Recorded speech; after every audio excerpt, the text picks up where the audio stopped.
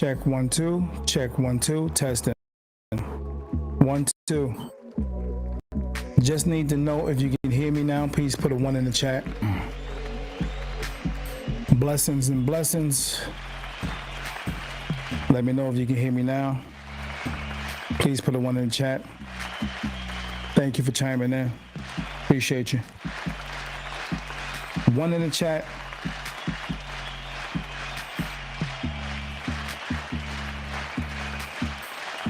Check, check. Testing. 1 2. 1 in the chat, please. Let me know if you can hear me. All right, so thank you for the feedback.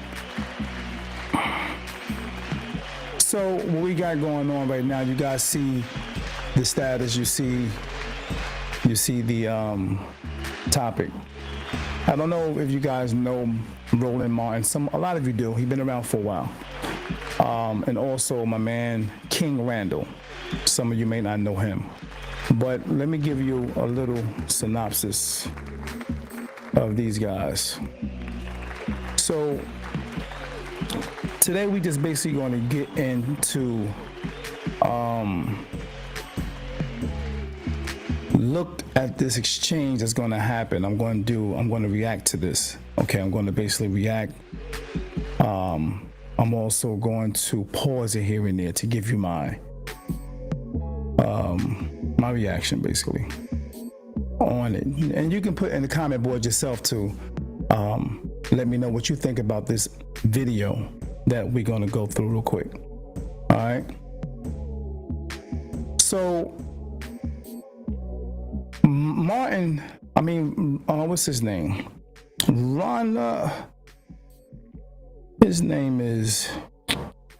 Last name is Martin. All right. He, Roland Martin, that is. He's somewhat of a commentator. All right. So basically today we're going to get into just, what they have gone through. They went through this situation where, it's a thing of elders and the young people.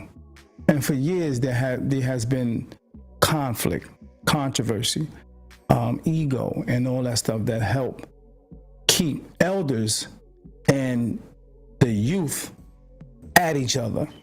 And I believe the slave masters years ago did that. That was part of one of the Willie Lynch's ways of keeping young black men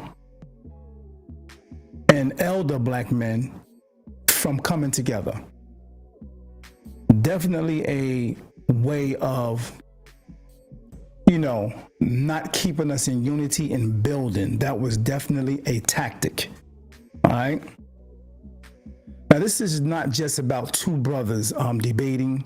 It's a bigger situation here. A bigger conversation, all right?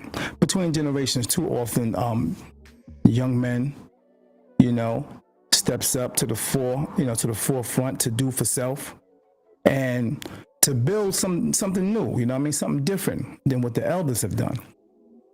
So the elders sometimes shoot down the visions of younger people instead of feeling it. They don't feel it. They kind of shoot it down. And at the same time, we can't ignore how some of the youth don't listen too. And that's a fact. Some don't listen at all. All right. So which causes tension and keeps us divided. So let's break this down. Not to choose sides, but to understand and figure out how can we build the bridges and not barriers. For those who don't know who is Roland Martin, all right, y'all. So for some, I'm just going to give you a little context. All right, Roland Martin is a big-time journalist and commentator. All right, he's been on CNN. He's been on TV One. And he runs his own show, which is called Roland Martin Unfiltered. He's known for being sharp, opinionated, and sometimes hard on younger people. Yeah, definitely. All right. Mainly in the black community, though.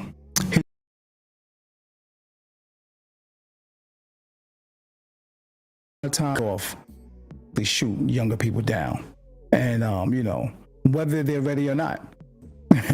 That's why the clip I'm gonna show you regarding him and King Randall is so interesting because two generations clashing, independence and doing for self. So King Randall, for those who don't know who he is, he had a little run-in too with the brother by the name of Umar Johnson. Once he actually told or asked Umar Johnson if he can come and visit his school. So here's a young man, I think he was like 19 years old, okay, at the time when he opened up his school. Now he's a 24-year-old Marine vet from Albany, Georgia. And at 19, he founded the school called X for Boys, a mentorship program aimed at teaching young black men life skills, discipline, and independence. He's all about that do for self thing. And by the way, that do for self thing, it came from the most honorable Elijah Muhammad. Elijah Muhammad started speaking about do for self in the early 30s. Now, it could have came from other sources way before Elijah Muhammad, but Elijah Muhammad made that term known here in North America. Yes, the most honorable Elijah Muhammad. So when I see the young brother by the name of King Randall starting something called X, Elijah Muhammad gave out X's to most of the members in the Nation of Islam years ago. That's why you got your Malcolm X.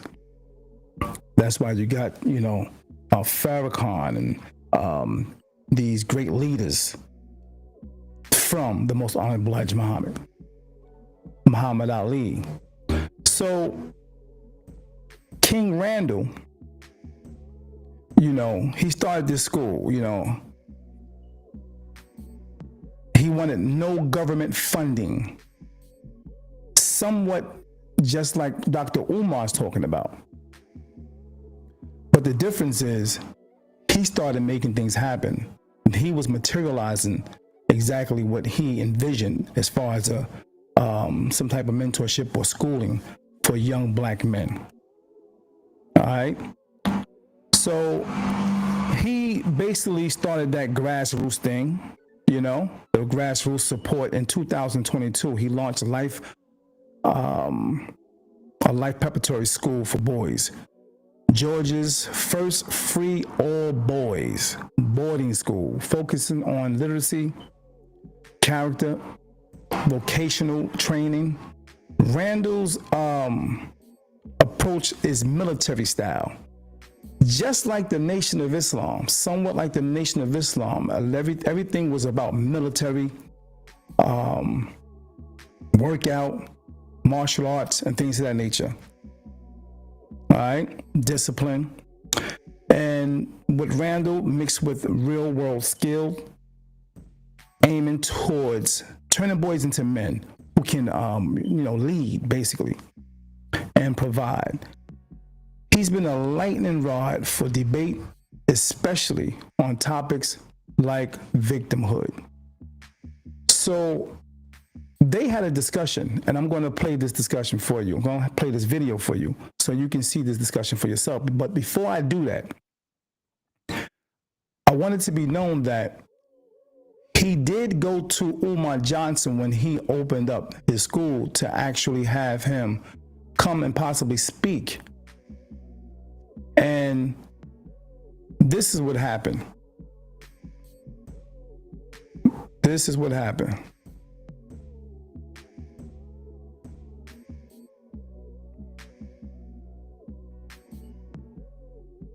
me find it for you, y'all.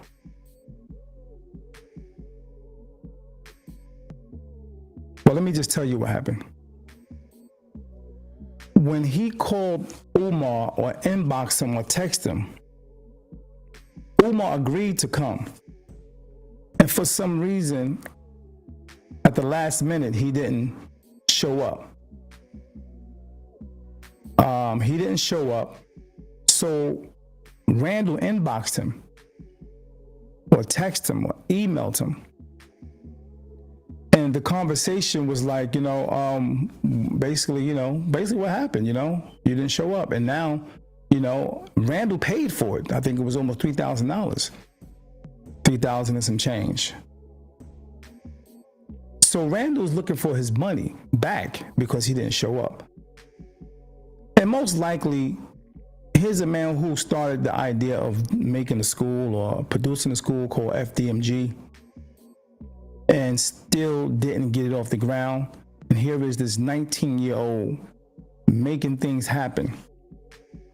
But for some reason, it's not happening. After all these years, and here's this young boy popping up, making things happen with no problem. So here's Leon Honor talking about it. The things, including that the school, that I have a school. He doesn't have a school, he has abandoned buildings.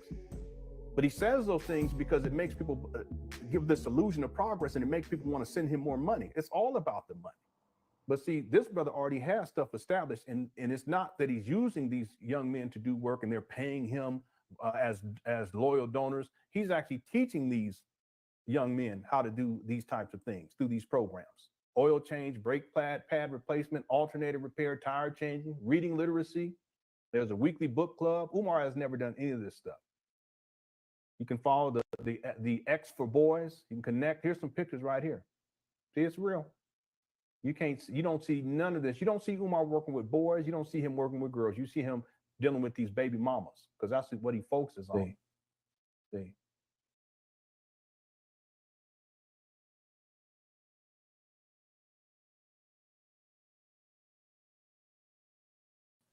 Look, they got these boys. They learning. See this? You don't see any of this with Umar. You teach them how to change, fix toilets and everything, plumbing. Look like they're it looks like they're building something right there. They have a Umar cousin right there with their hat on. All right, I'm just playing. They're doing gun training too. Umar up here talking about he gonna teach the boys how to be black Rambos. Oh my God, I kid you not. All right. So he has an actual website. That's the point. Let's get back to the how Umar scammed King Randall. So King Randall has stated this about 5 hours ago. Yep, I tried to collaborate and bring him, meaning Umar Johnson, to my school to speak a few years ago. Paid him $2,500 along with purchasing the flights. He canceled day before the game and kept it moving. Okay. And we can scroll down a little bit more. He says, "LOL, I ain't got time. Nobody, mind you, I used to defend this man with my whole chest. Thought it was a great idea for him to come to my school and speak. He had school, and you're actually educating. You can't speak to boys, and you're providing a service. Again, you're doing the work. We can't say that about Umar. Okay, says took the money, canceled day before, ghosted me, and got mad because I said something. And here is the text. It says PayPal, pay the X for boys using PayPal me. And see, Umar, he was expecting a refund from Umar. He says, did something happen? And then on April 26th, 2022, he says $3,246.70 would be the full total, including the flight. Let me know when we can expect a return. Thanks so much. Very cordial and respectful. Look at Umar.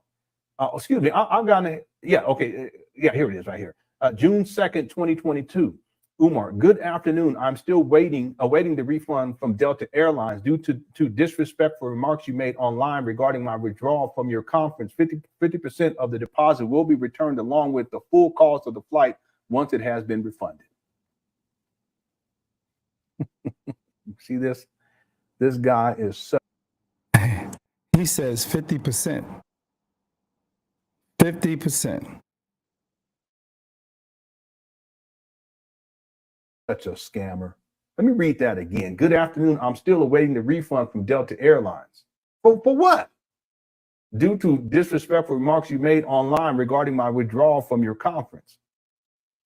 What does a refund from Delta Airlines have to do with anything? What is he talking about? Saying, due to the disrespectful remarks you made online regarding my withdrawal from your conference, 50% of the deposit will be returned. So he's going to keep half of it. He's such a scammer. Along with the full cost of the flight once it has been refunded. So I think he's saying he's gonna keep half of the deposit, but he's gonna give the total amount for the flight once it's been refunded from Delta Airlines. Now that's one situation that King Randall had with a OG. Clearly, my man Lenon, Mr. Honor, showed receipts on that. And here's the other situation with a young man and an elder. Like I said, my man Ronald Martin been around for a while. And here is the video on their situation.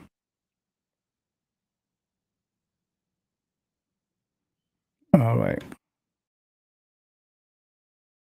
You want to support Roland Martin Unfiltered? Be sure to join our Bring the Funk fan club. Every dollar that you give to us supports our daily digital show. There's only one daily digital show out here that keeps it black and keep it real. It's Roland Martin Unfiltered. Support the Roland Martin Unfiltered daily digital show by going to RolandMartinUnfiltered.com. You can make this possible. Joining us right now is King Randall I, founder of the X for Boys organization based out of Georgia. So, King, explain why in the world you're conservative, correct? Yes, sir. So, please explain to me why this bill, why Republicans are pushing forth a voter suppression bill when last year we saw record turnout in Georgia, record turnout. So, why would they want to restrict voting when you just had record turnout in Georgia? Well, it seemed like right away his energy is definitely showing that he don't care for what this brother vision is and what he's about right away. All right. let me start off by saying you had me mistaken. I'm not a Republican. I do consider myself conservative. No. Actually, I didn't say Republican. I said you're conservative. Okay. I said you're conservative. Right, absolutely. That's what I said. Right. Yeah, I was saying that because you called me a Republican on Twitter. However, with this particular bill, I don't consider voting my particular fight. I do consider voting an asset to us and maybe something we can use as a tactic to help. But as far as us pushing voting all the way out, like voting is going to be some systemic change for the black community, to me is not the way to go. If you look at the human anatomy of the body has as many different parts. And I do respect you guys' fight, in regards to voting, but I don't consider myself fighting for the right to vote that much. Because do you not vote? We hadn't got anything. Do you not vote? Government. Yes, sir. I vote. Absolutely. Okay, so when you say you guys' fight, first of all, there are multiple fights, there are multiple issues we can be concerned about. Voting is one of those issues. Are you not concerned that Republicans in your state are trying to restrict access to the ballot for no reason other than they are pushing the lie that Donald Trump also pushed?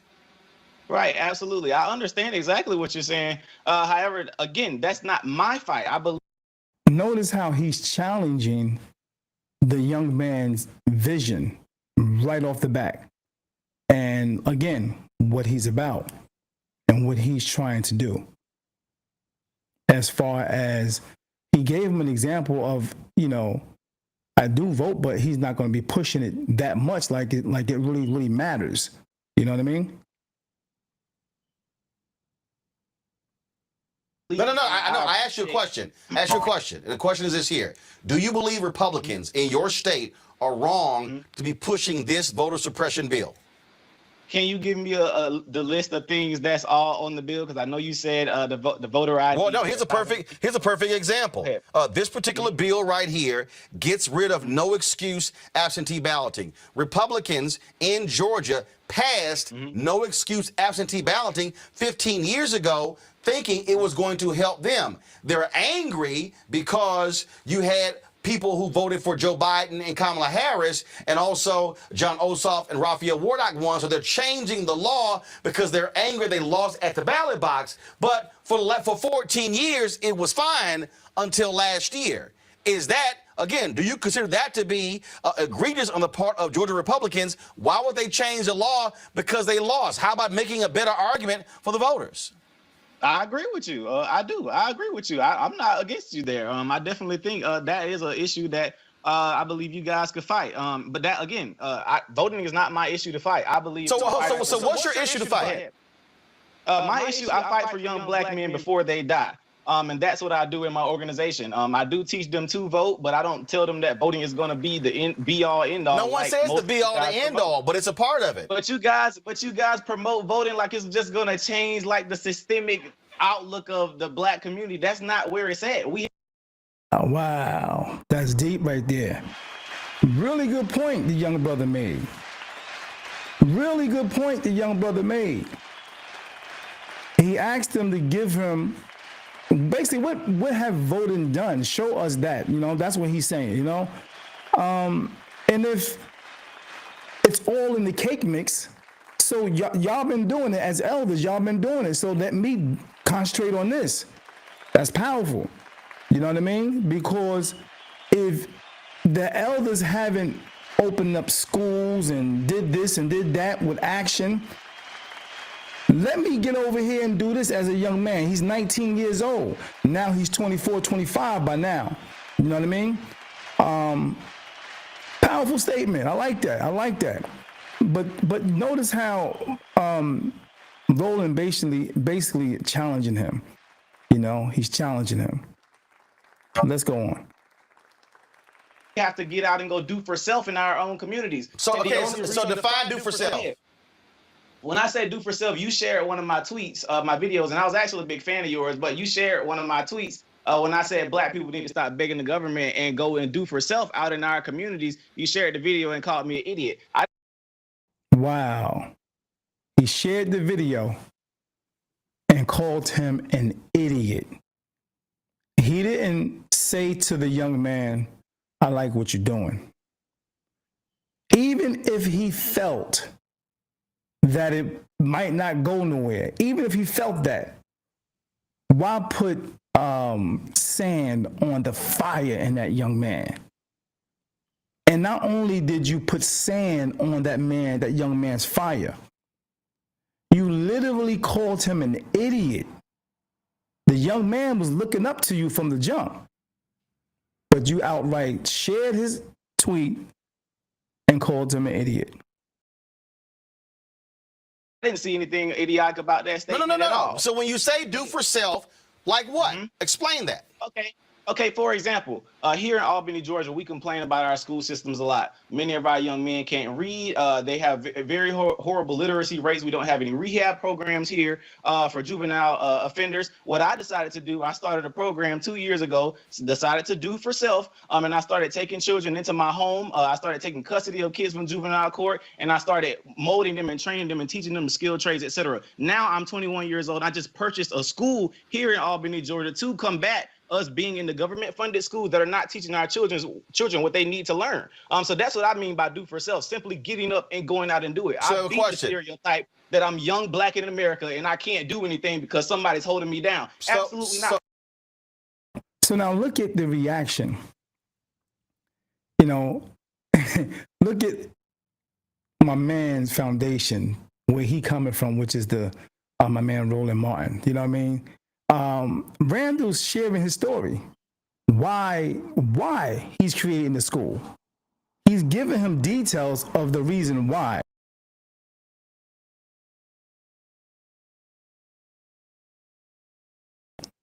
which is do for self. He give for self mean. What does it look like? Now the thing about it is Randall been around. I mean, Roland been around for a while, so he know what do for self is. He heard these terms many years. All right, so this is where the energy, you know what I mean, starts. The tug of war. Notice the passion. Now watch how the elder responds to this. Notice the passion in the young man. Look at the elder. Question. Teenagers went and go ahead. Me and some teenagers went and bought a school, and we just bought a school bus simply from going out and doing work. We decided to go fix our own communities. I'm not expecting anything from no politician. I'm not expecting nothing from Donald Trump, Joe Biden, or nobody. We're gonna go do it for ourselves, and that's what I believe we need to be doing. I can vote, sure, but nothing's gonna change in our community. So you went to the juvenile court system. Mm-hmm. Is that not government? Absolutely. So when you say purchased a school, and this school is going to be what? Private school, charter school? What kind of school is it going to be? Notice how he's changing the energy, though. Notice how he's changed the energy. No, it will be independently owned. This will not be funded by the government. No, that's why I asked you. So it's going to be a private school? Yeah, absolutely. It'll be a boarding school. A boarding school. And then for the folks to be able to afford to send their kids to the boarding school, what kind of mechanisms are they using in Georgia? Their own funds? Are they using school vouchers? What are they using? I can't hear you. Say that again for me. I said, what mechanism are they using to send their kids there to pay for the school? He's constantly changing the goalposts. You know, he started off with how does do for self look? And now he's going into all the details of, you know what I mean, what he know, what do for self, what it looks like. You know, he's just trying to make an argument, you know, to show the young boy. He want to prove that the young boy is an idiot. He's trying to show to his followers, the older generation that's in a position already, where they're comfortable. He was trying to show them that this young man is an idiot because he's getting a lot of attention right now. The young man is getting a lot of attention. You know, he's getting a lot of eyes on him. People showing him that, man, you're doing a good job. You know what I mean? And it's making the elder man look a little bad in the position where he is and not really doing too much of anything. Yeah.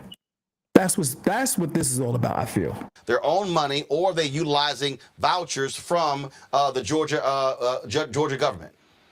Absolutely. So for our school, we're financed completely by donors. We have many donors that have given yearly endowments to our school that will be able to pay for these students to come to our school for free. Many people believe in our mission, and we're making sure that young black men, where we live, where we don't have any rehab programs for juvenile offenders. You notice that, you know, Roland shifted his tone, right? And now he questions the feasibility, you know what I mean? And raising concerns instead of asking, how can I support you? How can I support you in this, young bro? I like what you're doing. How can I support you? You know, he's not asking that. And see, and that's the pattern. That's the pattern I'm pointing out. You know, with some of these elders, they inadvertently, you know what I mean, or intentionally casting shadows over young men' visions. They actually casting shadows over it instead of supporting it, instead of fueling that energy. Okay, young men going to make mistakes, but they said years ago, young men for war and elder men for counseling. So if he's physically a warrior to go make things happen, that's what that basically means. He's physically able and going to make things happen. Why can't you counsel him? Even if you see them going wrong, why don't you counsel them? So I don't look at this young man as being one of them hard-headed young men. or not disciplined or disrespectful to the elders. I don't see him as that. So I know I started out earlier where you have some young men, they're hard-headed. They don't want to take advice or wise counsel from elders. They get a little big-headed when they get a little information. They get a little big-headed when they are, when they learn something new. You know what I mean? You can't tell them nothing. And then they try to, the hell with you. You don't know what you're talking about. You old school. Some of them feel like that. I don't get that from this young man. To even get out of jail and stay out of jail, we have people that believe in our mission that are trying to send children to the extra boys for free. We have many people that are trying to send kids to this boarding school to be able to take care of themselves. That's what I mean by doing for self. We got to simply get up and do it. So you don't believe that government policymakers play any role whatsoever in being able to impact the lives of black boys and others in Georgia? Yo, this is weird. The debate is around basically do for self. Look how he changing the whole conversation. Now he's making it about debating about theology, the ideology of, political affiliation, government funding. What? You know what I mean? Notice how my man, Randall, notice how he stands firm. While Randall, or Roland, he look like a Ronald to me, seems to push back. You know what I mean? That's the generational tension right there. Youth are basically talking action. And the elders are questioning the plan of the youth.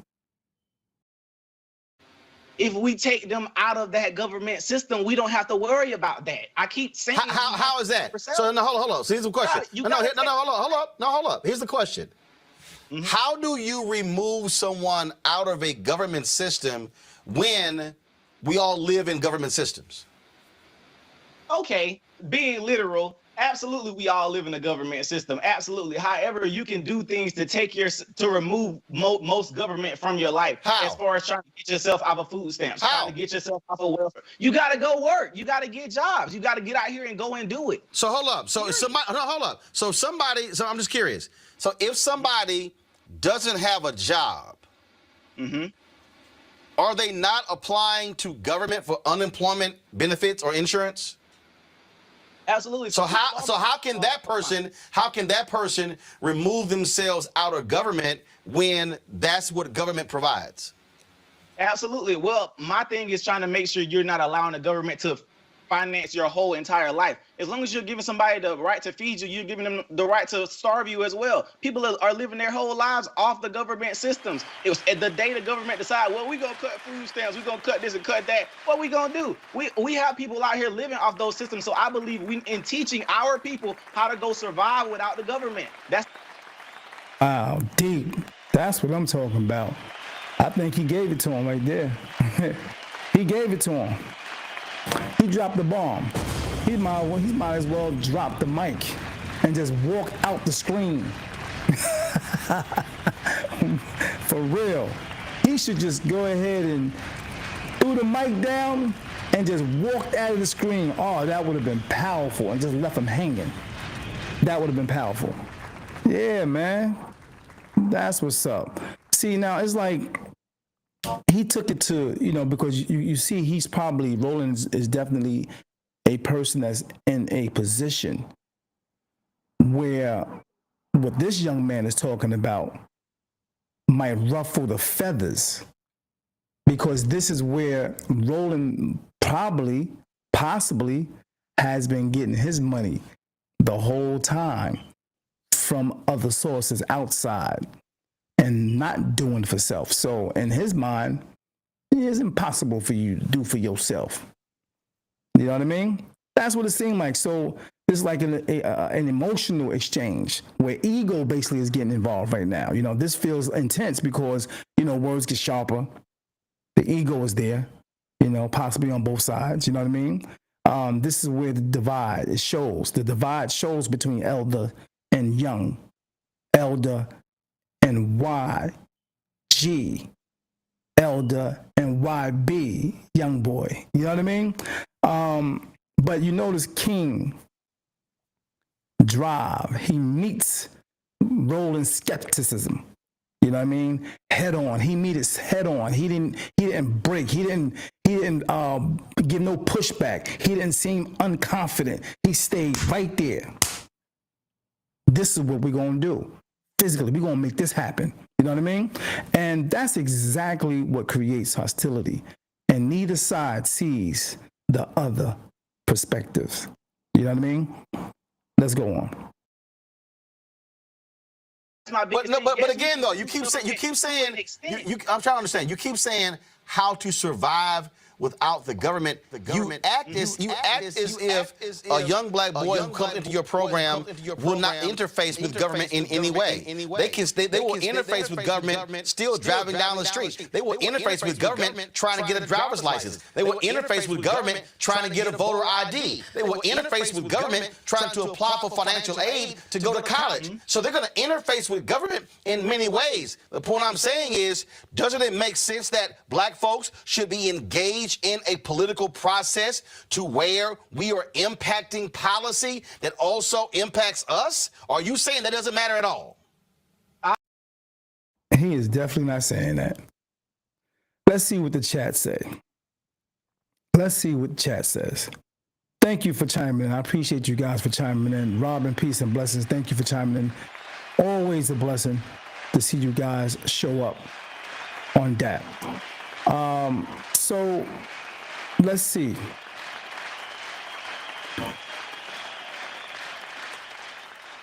Robin says that part. Yeah. Robin also says he needs to be commending that young man for doing what others haven't, and that's a fact. That's my point right there. That's my point. How about him using some of his resources to help him? That part. That part. She also says he's basically culturing the change, the narrative. Also, she says, excuse my language, belt that ass. Yeah, man. Giving him a whooping. Joseph, what's good with you? Thanks for chiming in, my brother. Always a pleasure seeing your name come up on the screen, my brother. Much love and respect. Joseph says, Roland is being condescending, and his questioning is to find the holes in the young man's foundation. For example, so people are using the government.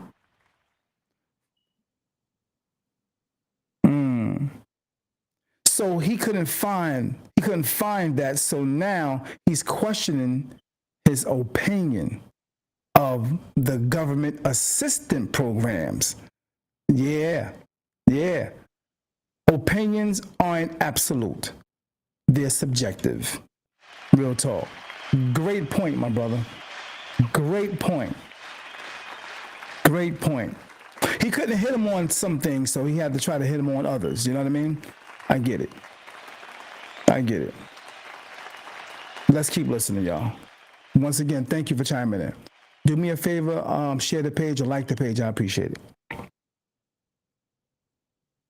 I only believe that we should breed politicians in our community that we raise ourselves. People that are funded by white Democrats, white Republicans alike. If you were funded by anybody white, I don't believe you have the best interest of our community at all. I don't care who you are. Whether you be Raphael Warnock, John Ossoff, Kelly Loeffler, or what's his name? The other guy that was running. I don't care who you are. You don't have the best interest of the black community at heart because we are not funding their campaigns fully. I believe that we have to raise our own politicians, which is what we're trying to do in our program. We are going to put them them in government. Some of them want to go run for positions, but we know we bred them in our communities. But hold on. See, not nothing white Democrats that came and gave us and spent millions of dollars on all these ads and got folks all riled up about these guys for you to come keep black people remaining a Democrat Party and the Republican Party side chick. They only come to the black community when they want our vote to get off and then disappear. We don't never see them again. But here's Woo! He ran that down. At that time, he was 21 years old. He ran that down. Real talk. So it's amazing how a young man coming with that fire, coming with that energy at 19 at the time, and now he's 21 here, but I think he's about 24, 25 now. And why would an elder shoot that man down in a tweet and call him an idiot? Do you see how the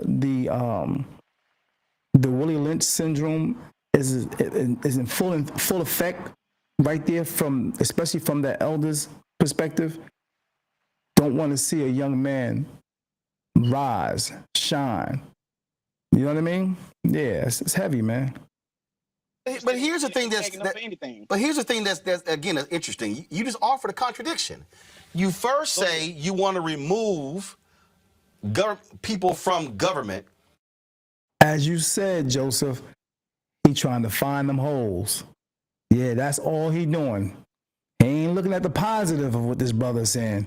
He trying to find every little hole that he can jump in and say, see, you know what you're talking about, young boy.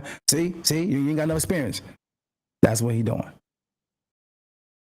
But then you say you're raising them to run. So which one is it? When I say remove from government, I'm saying keep as much government out of your life as possible. But how are you raising people to run for office? Say it again. How are you then raising people to run for office if you don't want folks involved in government? So here's the deal. Okay, how about this? So the young men that you're raising up to be in government, how in the world are they going to be able to be effective when you have Republicans who are passing voter suppression laws, and then you're saying, well, that's really our issue? Aren't they making it harder for the very folks you trying to raise up to get elected? I didn't say our issue. I said that's not my issue that I'm fighting. But like you just said you're raising up politicians. Again, that's for when the children what they want to do. I'm not raising them saying, oh, you guys go be a politician. No, for the kids that want to go in them to go into that area. But shouldn't we be fighting voter suppression laws that make it harder for them to get elected? Mr. Roland, if you can't go get, what's the problem with black folk going to get voter ID? No, the issue is not a voter ID. Okay. No, wait. Hold up. Stop. Hold up. You just said, what's the issue? If you live in rural Georgia, and you've seen the closures of driver's license offices, and you don't have transportation, then the question is, how are you then accessing it? In Texas, for instance, when Texas passed its voter ID law, they showed that 600 to 800,000 African Americans and Latinos were going to be negatively impacted by the voter ID law in Texas because of where they could go. In Texas, they said that you could not use your state-issued student ID at a state institution, but if you had a hunting license, you could. In Pennsylvania, when they passed their voter ID law, they required you to actually travel to an office to fill out a form to say you could not afford a license, ID. You then have to go back home, and then once they certify that, come back. There was some 20% of elderly who couldn't do it. There are black people in Georgia who do not have birth certificates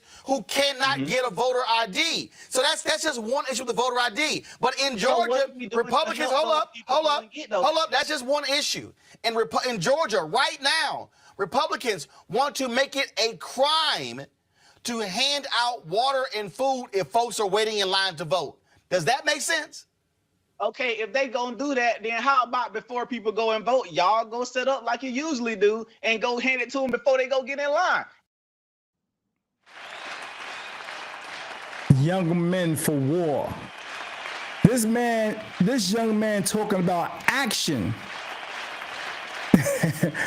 And this is where the gap is created. You know what I mean? So basically, you know, here you are as an elder seeing this young man trying to make some action for the whole. And you have no inspiring information for him to keep going physically. Yeah, get your behind out there and, you know, give him the water or whatever the case may be. Make it happen. That's why he was smiling. It's a way around that. Hold on, wait. You do realize there were massive lines in Georgia and other states. But again, you still dance around my question. Why legislate handing out of water and food? Why? Why? I don't know. You got to ask them that. No, you're the conservative. You in Georgia.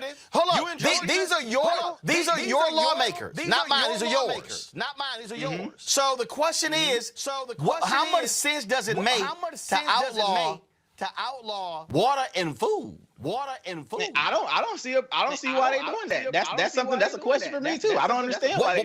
So do you also think it's wrong for Republicans in Georgia to restrict voting on Sundays when they're specifically targeting black people who do souls to the polls? Is that good or bad? Well, I didn't see the law that said they directly targeting black people, but I would assume they definitely who votes on Sunday? More black people are participating in voting on Sunday and so to the polls. That's targeting black people.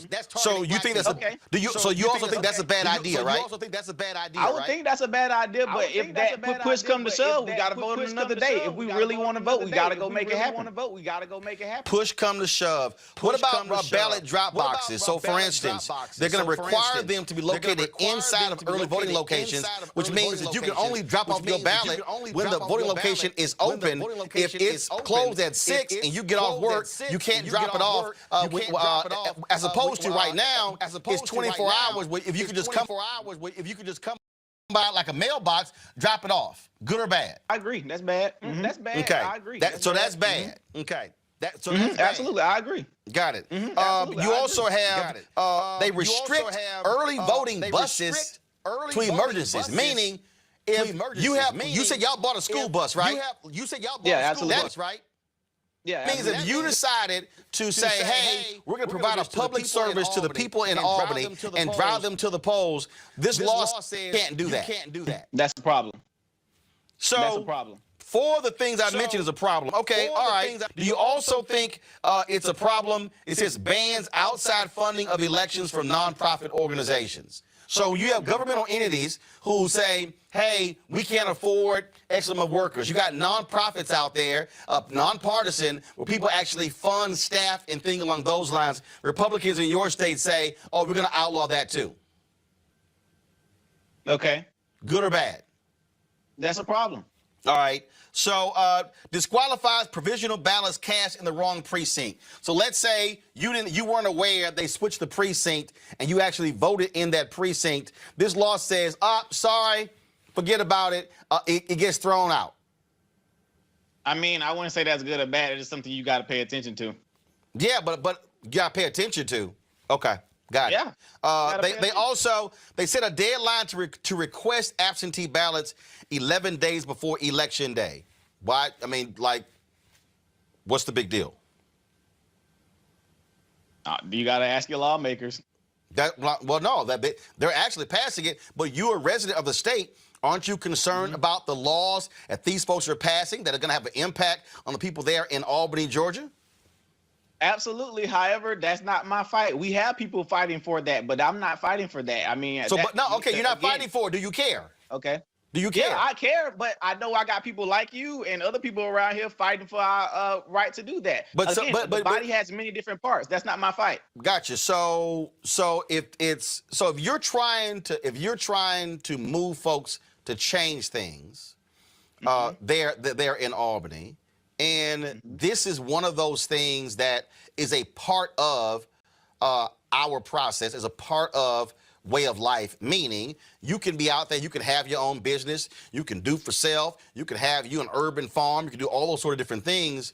But if Republican lawmakers in Georgia are making it difficult for you as a citizen to be able to participate in the electoral process, should that not be contested? Should that not be fought? Yes or no?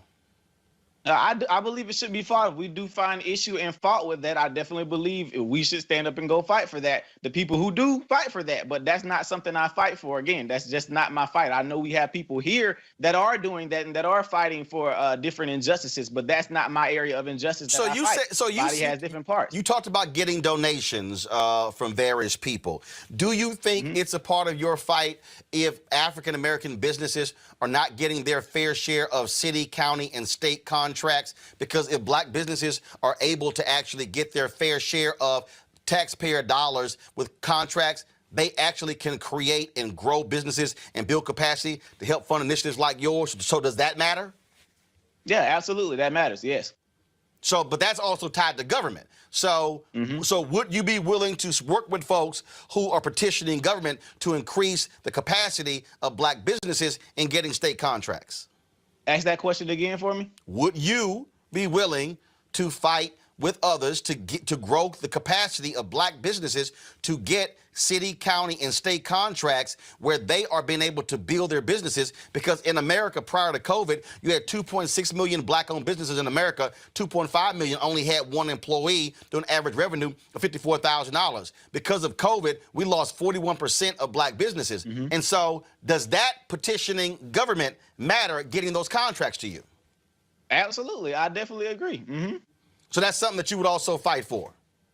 Yeah, absolutely. I'm even encouraging some of my children to start businesses, so that's something they would have to look into. Absolutely. But wouldn't you also want to have legislators who are in office who are more likely to support that initiative versus those who are against it?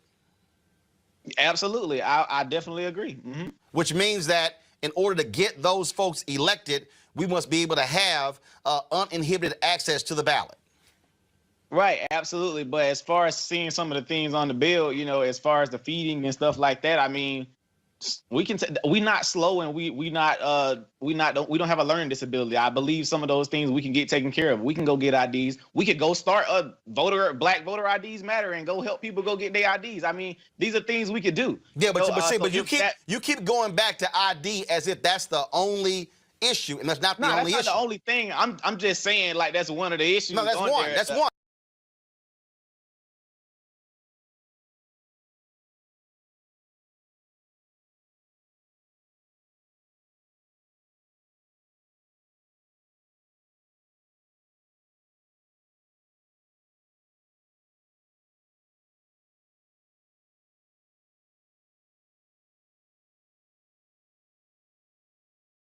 I read for you about 10 of them. That's one.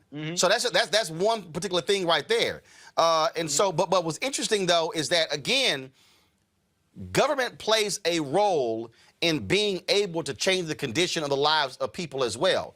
If there are people who are restricting our access to the ballot, they're restricting our ability to be able to change the conditions of various communities.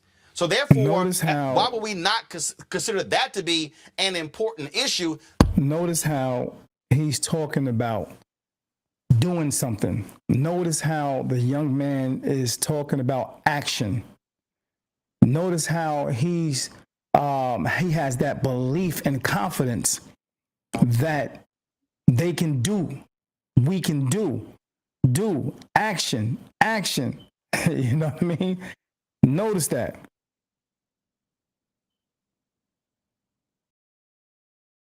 Just like an important issue of being able to buy a school, fund a school, and when you say do for self, because again, the people who I hear the most who yell do for self, you know what? They get a whole lot from government.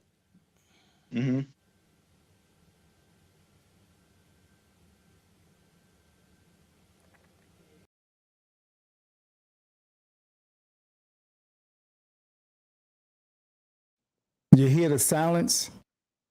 Did you hear the silence? And look how the young man is looking at him.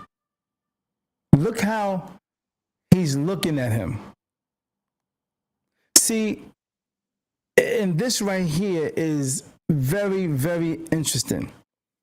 For Roland to say, did you know, yada, yada, yada, they get a lot of from the government, do for self, because he know that this was him as a young man once before too, or probably, being in some of those grassroots organizations back in the day. Who knows what he was doing back in the day when he was 19? You know what I mean?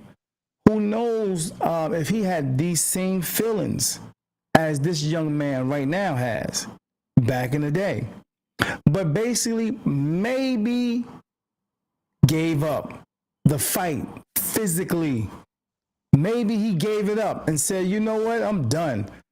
I got my situation here. I'm here with my biscuits, my collard greens, and all that good stuff.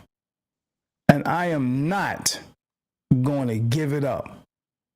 I am not going to give it up. I'm in a position where I'm eating, and I'm not going to let no young buck stop my paper.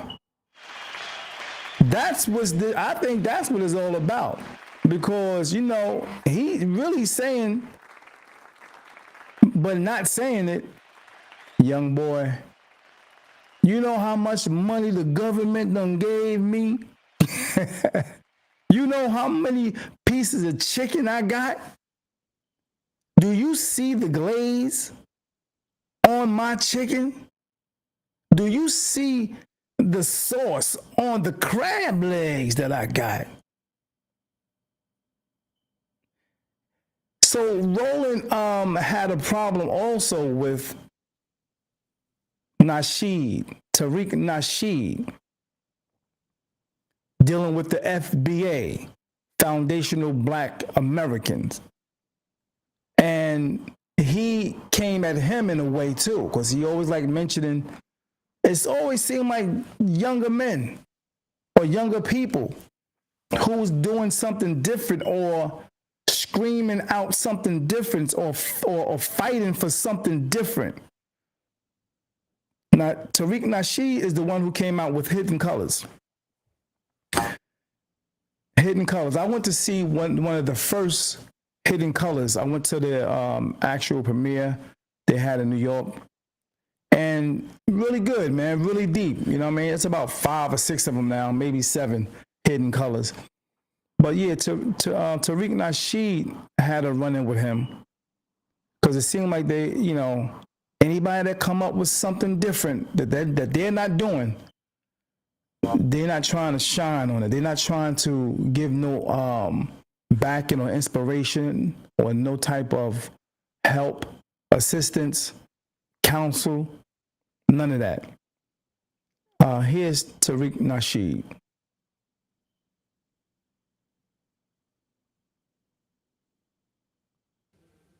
So when you say, Let's see. And the young people are just not doing that. They know at this point, the Boule class, they're compromised. The Boule class, like Roland and the Urban League and people like that, these are extensions of the Democrat Party. These are auxiliaries of the Democrat Party. So they're not going to give you any information in good faith. They are given grants, kickbacks, and payments to toe the line for whatever agenda the Democrat Party wants you to see. So now there's a situation with the guy who was involved with killing Breonna Taylor, one of the cops. He's getting some kind of little slap on the wrist, and now the Democrats are trying to blame Trump. Now, when the Democrats were in office, all this time, Trump just got in office a few months ago. The Democrats have been in office for the last 4 years. They didn't do nothing to those dudes who harmed Breonna Taylor. Biden's administration didn't really do nothing severe or put no real charges on those guys. They could have done that. They didn't. See, they want to play that hot. They'll sit up here and not do nothing and then wait till Trump get in and be like, see, Trump letting them go. Look at Trump. No, we're not letting them play that game no more. The Democrats had every opportunity in the world to do something about those people who harmed Breonna Taylor, and they didn't do anything. So we're just not letting them play that hot potato game. So they're using that now. That's like one of their talking points. And so Roland was on this show. Like, I'll run these people. I run them around the table. Vicky Dillard. I'll name them. Vicky Dillard. Tyreek Nasheed. Phil Scott. The Black Authority. So basically, yeah, they didn't send him an email. They didn't send him an email on who to attack. They didn't send him an email, and he's doing all. And these FBAs, these stupid ass FBAs, you fool, stupid fool. I told you that's what they're gonna have him out here cursing. They don't have no other play. They don't really have no other play. The name of the game is to shame us. You understand? We got to understand their shield operatives to basically what they want to do is discredit the black grassroots now.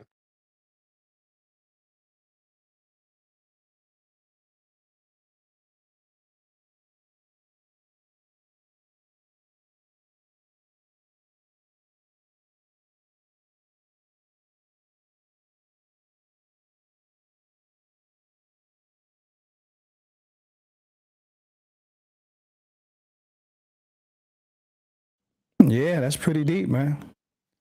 That's pretty deep. That's coming from Tariq Nasheed. That's coming from Tariq Nasheed, FBA.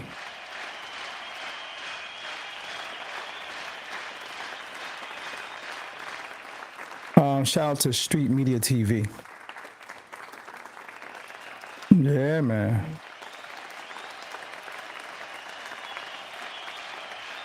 One, two, check. Let me know if you can hear me. Sometimes it go out here and there. All right. So let's go on with the interview with my young king, Randall. See, they always use Roland big old fat. Let's see. Give me a minute.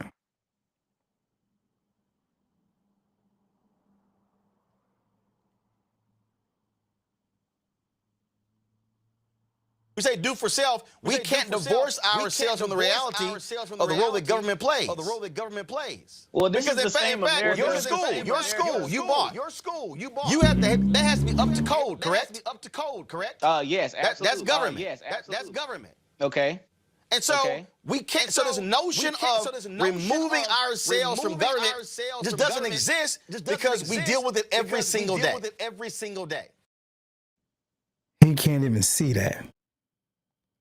He can't fathom the thought of doing for self. He can't relate to that no more. Why? Because. Why? Because he is now comfortable. They'll go in rage if any pieces of their money dwindles. Some people will go bananas. They comfortable, man. So you got to expect this energy.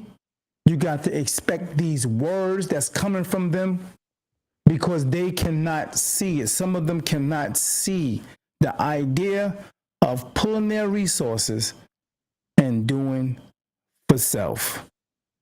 So this is what the young people that has this energy have to deal with when it comes to their elders. Some young people are hard-headed, don't get me wrong. Some are rebellious, don't get me wrong. Some are big-headed, some are arrogant, some you can't tell nothing. Don't get me wrong. And we do understand that.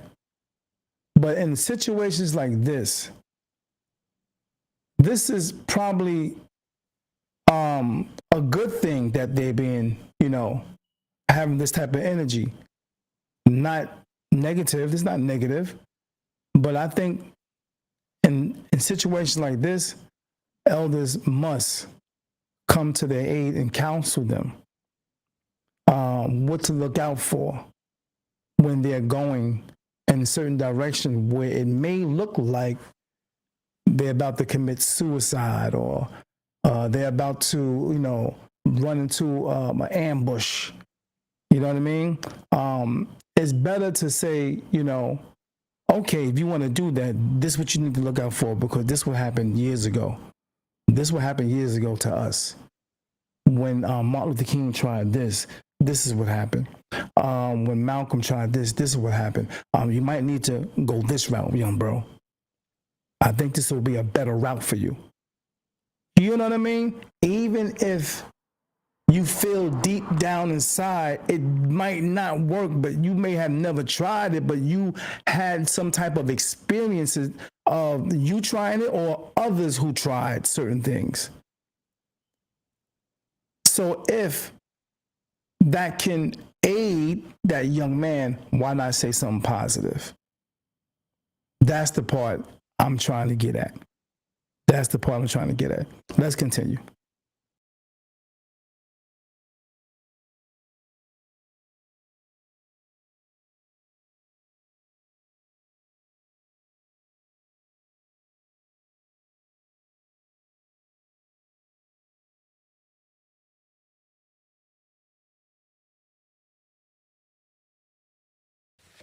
Well, in conservatism, we believe in less government. No, not they don't. just no government. Hold up. Less If government. conservatives believe in less government, why are they passing this bill, which is more government and actually is going to cost? You got. And hold up. This bill is going to cost. Hold up. Here's the other deal. This bill is going to cost Georgia taxpayers $30 million more to make it harder to vote. That I would think, as a fiscal conservative, that's stupid. It is. I agree. So, if you agree with that, and if you agree that it makes no sense to limit Sunday voting, if you agree that it makes no sense banning outside funding of elections, and you agree that it makes no sense restricting early voting buses to emergencies, in your view, Republicans in Georgia should not be voting for this bill and making these changes, yes or no? Absolutely. Considering the pros and cons, yeah, definitely. I don't believe the bill should pass. Absolutely. Gotcha. And what do you make of black Republicans who say nothing about any of this, who frankly are silent in Georgia as this is happening? I'm very critical of black Republicans and black conservatives when they're not addressing the issues that directly affect us. Absolutely, I don't hold my tongue on that at all. If it's an issue that's directly affecting the black community, that's hurting us, absolutely they get chastised. From Candace Owens all the way down to whoever. Everybody gets chastised. From me. I believe we definitely need all of us, never side you on. So I definitely don't hold my tongue regardless of whatever party they consider themselves in, because I'm independent. And so when you talk about building what you're doing there, what's the next step for that? Oh, absolutely. All right. So right now we just purchased our school. And again, we're working with boys 11 to 17. And we're working with grades 6 through 12. We have to renovate our school right now. And after we get finished renovating our school, we're going to start our summer program. We're going to learn how to build 2 houses from the ground up. We're going to get loans to make that happen. So right now, we're just trying to get all our ducks in a row, accreditation that we need, so that way the children can use their diplomas to go to college, et cetera, and also do dual enrollment with Albany Technical College here where we are to, work in the skilled trades. Our biggest thing is trying to make sure those children who may not want to go to college also have a way to make it and to see that they can make it. So for me being young, 21, and doing these things for them, I just want to make sure that they know they can be young, black in America and still go make it happen regardless of the stereotypes they give us. You spoke of accreditation.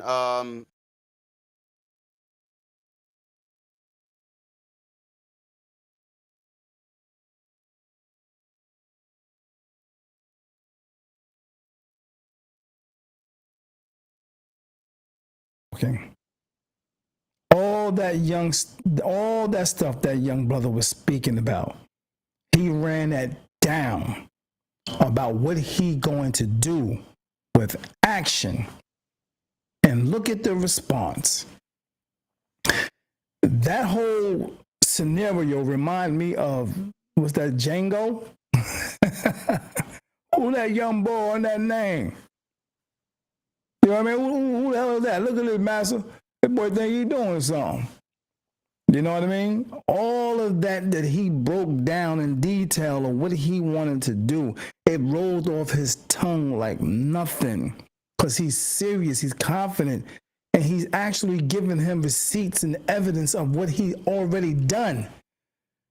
He's giving him actual receipts of what he's already done.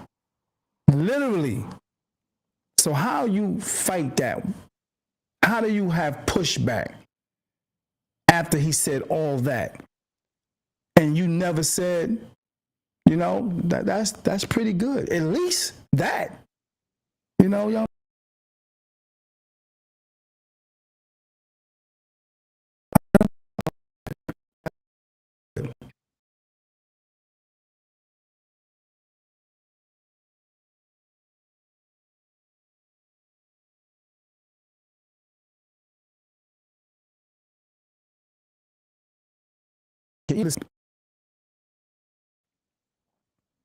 Yeah, that's what it sounds like. That's really weird. From who's it? From who? We got I think the Georgia Accreditation Commission. That's government. Yeah, absolutely. Okay. See, the point I'm making here is that even with the effort that you're doing, you cannot divorce yourself from government. Which means that, which means that for you to be even more effective, what's important is to have individuals who are in power in government who are not standing in the way of what it is that you're trying to do. In fact, they are encouraging that. The problem is when we have individuals who are blocking the very thing that you're talking about and not providing access to folks, whether it's voting, whether it's contracts, whether it's that's the fundamental problem I'm talking about. So when I say we have to fight on all those fronts, we can't just do for self as if I don't have to deal with this whole system. We got to make sure who are sympathetic to folk like you, but who are not trying to make what you're trying to do harder. Well, that's your job then. You do that. That's your lane. You do that. So why not allow him to do what he's doing? Why shit on his parade? You know what I mean? That's weird. Thank you, Robin, for letting me know this. Yeah, I do see it too. But thank you. Right, and when I mentioned at the beginning, I said the body has a full anatomy, meaning somebody has to be the heart, somebody has to be the brain, somebody has to be your lungs. When I say I'm doing for self, I'm over here working with my children and we doing for self. You are being the lungs or the brain or what have you, and you are fighting on that end for the Black community. That's not my fight. When I said that, ain't that I don't care. It's just I got stuff I'm worrying about on this side. I like for you to worry about the voter suppression and things like that, but I'm going to worry about the children on this side, and that's what I want to do. I want to help the kids. I don't necessarily worry about what's going on in government. That's what I'm talking about. Another drop the mic. Another drop the mic. Yeah, man. That's exactly what I'm talking about right there. He hit it right on the nose, man. Right on the nose. Yeah, man. Go ahead and talk, young bro. Because I know people that are going hard for that. I don't need to go hard for that because other people are going hard for that for us because they believe in what we're doing. So absolutely, I definitely appreciate everybody's fight in our community. Fight. I can't fight every fight. I'm going to fight the one fight that I believe in and that I'm good at. Well, absolutely, and that's why I use the phrase we all have lanes, and that's we all have lanes. So for us to recognize that although I might be in this lane, for me, I'm in the media lane. I understand, though, that there's a difference between media lane and providing support to somebody else in another lane. What I'm not going to do is diminish the reality of that or say that's not important. So what I will do is I can sit here and use what I am doing to say, hey, I can amplify what somebody else is doing. But what I'm not going to do is say that's irrelevant to what's going on, because the reality is, even in my case in media, I own this. This is an independent media, but guess what? The federal government spends $1 billion a year on media advertising. If we're getting shut out of those dollars, then we aren't able to grow, but other media institutions are. So I can never be of the position to say, hey, I want to remove myself from government, because the reality is this: when you're born, that birth certificate is a government document. When you get immunized, that's a government document. When you get married, first of all, that high school diploma is a government document. That's a government document.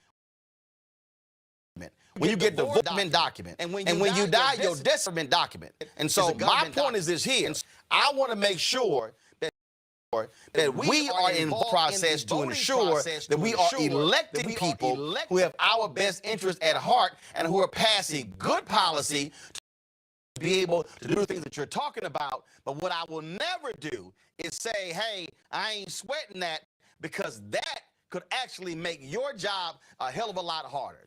How can folks get in touch with your organization? Absolutely. Well, my name is King Randall. You can follow me on all social media at New Emerging King on Twitter, Instagram, or Snapchat. And Mr. Roland, I definitely would love for us to stop with the Twitter back and forth battles. I'd actually like for you to come speak with my kids, or at least talk to them via Zoom. Because like I said, I was a fan before, but I don't really care for the going back and forth on social media. So I would love for you to speak with the kids. And also Miss Erica Savage, one of your former hosts. She's a big fan of mine. And so I definitely love for you to come talk to my kids. Absolutely. No, that's not a problem. And again, when I was in Albany, I was there 3 times helping Ossoff and Warnock, trying to rally black folks there. So I had no problem being in Albany. Got no problem speaking with the kids. And if I do, I'm definitely going to teach them about the power of voting and how to use it. So just let me know when you want to do that. Yes, sir. Absolutely. You just let me know. We'll do a back and forth offline. All right. No. Yeah, man, that was a good interview. It just basically highlights and put a magnifying glass on the division between young men and elders, or young men and women and elder men and women. I think that goes on a lot in the communities, and you see it right there in your face, and that's just how it is. Which got to be stopped. Got to be stopped. All right. I like how the young man basically said, when it comes to his school and everything, inviting him, he put that ego to the side and still admired the elder. Still admired him and wanted him to come over to the school to give what he can give from his expertise to his students. And you know what I mean? Same thing he tried to do with Dr. Umar Johnson. So I like that he did that. It was no beef. It was no ego. I still want you, and probably would go ahead and pay for him to come to go ahead and speak to his children at his school. So I applaud him for that. That was powerful. You know what I mean? And you notice how the elder, the OG, made sure he doubled down on the fact that when I do come, I'm going to speak about how important the voting, you know what I mean? Yeah. So that was a great example of the breakdown or the divide and conquer. And unfortunately, I'm going to say it, unfortunately, money is what helped divide us. Money is what helps divide us. Money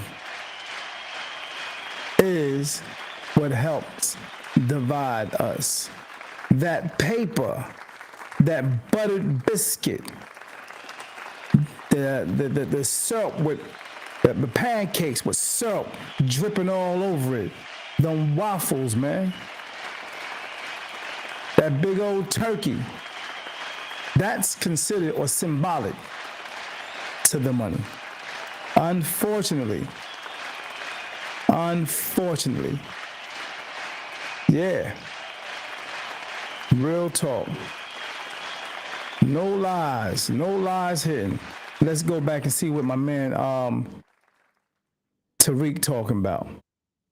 That pickle juice drinking ass to go out here and try to shame and guilt trip foundational Black Americans into supporting the damn Democrats for nothing, just using these weird scare tactics. We ain't falling for no more. So when we talk about real justice and real accountability, we get attacked. Y'all stop asking for some accountability. When Trump get in office, what you think he gonna do? Everything is about deflecting and what Trump ain't gonna do and what the Republicans ain't gonna do. So we're not getting fooled by that no more. And the Democrat Party, they are preemptively targeting us Black independent thinkers because they know we are a political threat. I've been saying that. They know we're a political threat to them. Foundational grassroots media, we're seen as a threat to that democratic power, not allies. See, these attacks, they know we can't really be bought off. We're not interested.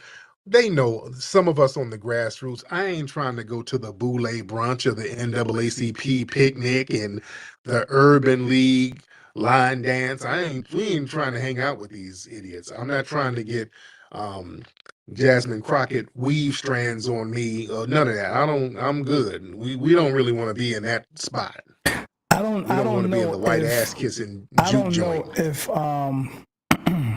King Randall is a part of the FBA, but Tariq Nasheed is. And I just want to go back and see some of the things that this brother Randall has been doing. So first we're going to go back to the video showing the receipts with Dr. Umar a little bit. And I want to first, let me see some of the things he's done already. All right, so you guys can check it out yourself and know who he is and what he's brought to the table. If you want to donate something to his school and everything, you could, because he's definitely putting it down. You know, anybody that's doing something, that's a powerful thing, you know? And the answer is no. Umar stated that the renovations were complete back in August of 2023, and now he's still talking about it. He's working on renovations. Why? Because he's a habitual liar. He tells people these types of things, including at the school, that I have a school. He doesn't have a school. He has abandoned buildings. But he says those things because it makes people give this illusion of progress, and it makes people want to send him more money. It's all about the money. But see, this brother already has stuff established, and it's not that he's using these young men to do work and they're paying him as loyal donors. He's actually teaching these young men how to do these types of things through these programs: oil change, brake pad replacement, alternator repair, tire changing, reading literacy. There's a weekly book club. Umar has never done any of this stuff. You can follow the X for boys. You can connect. Here's some pictures right here. See, it's real.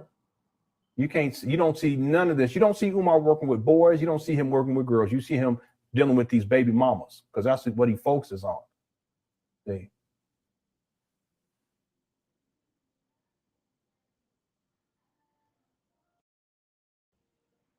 Nice. Look, they got these boys. They learning. See this? You don't see any of this with Umar. You teach them how to fix toilets and everything, plumbing. Look like they're getting, it looks like they're building something right there. You have a Umar cousin right there with their hat on. All right, I'm just playing. They're doing gun training too. Umar up here talking about he gonna teach the boys how to be black Rambos. Oh my God, I kid you not. All right. So he has an actual website. That's the point. Let's get back to the how Umar scammed King Randall. Yeah, so I mean, I just wanted to show you guys that, and I thank you guys for chiming in. Those who did, I appreciate that so much. And if you want the Supreme Sunshine Shea Butter, make sure you hit me up for that. Appreciate you so much. We send out orders again on Mondays. The Supreme Sunshine Shea Butter. Yeah. Appreciate you for tuning in. Much love and respect. Thank you for your support. I appreciate your likes, your comments. I don't care if it's one person. I thank you. Greatly appreciate it. All right? Go over to YouTube, press subscribe for more content. Thank you so much. Much love and respect. D.A.P.